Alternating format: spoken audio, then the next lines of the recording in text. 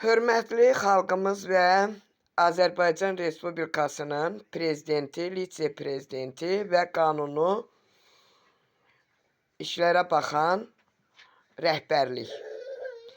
Mən nümayəndəlikdən belə hər kəsə müraciət etmişəm. Mənim evim buz kimi. Uşaq ağzından ağlayır. Yeməyim də budur. Uşağın qarnını doydurmaq üçün, səsini kəsmək üçün bir dənə vermişli nisiyə almışam. Bunu suda pörtlədib indi uşağı kiridəcəm.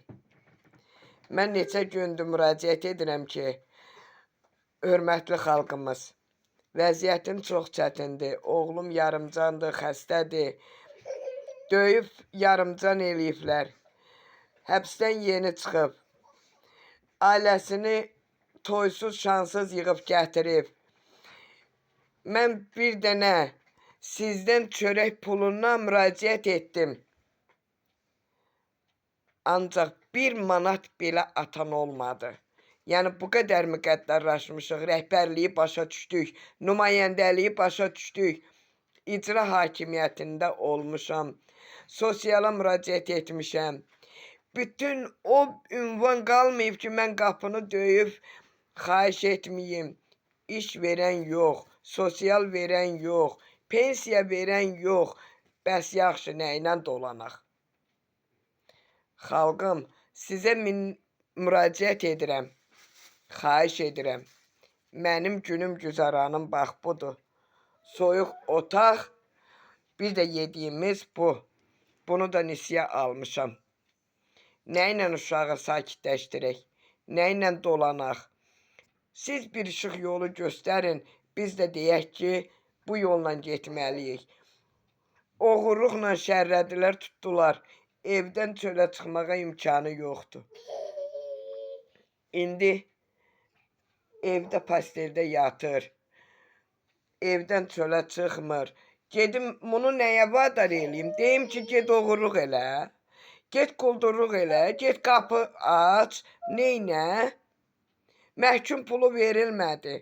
İkinci səfər cinayətdə tutulubsan. İkinci səfər tutulmayıb cinayətlə, şərlənib tutulub.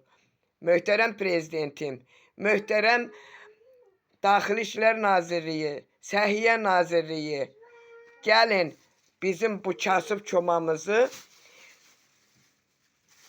bir qırıq mürəbbə suyunla uşağın başını qatıram. Bir qırıq vermişillə uşağın başını qatıram. Gəlin bu günə güzarana əncam qılın. Köməkdarlığınızı eləyin ya da bizi bir dəfəlik bu yer üzündən silin. Xahiş eləyirəm. Möhtərəm Şəmkir xalqı, milyonçu adını alıbsınız. Şiştəpəlilər, Şəmkirlilər. Niyə bizim səsimizə səs vermirsiniz?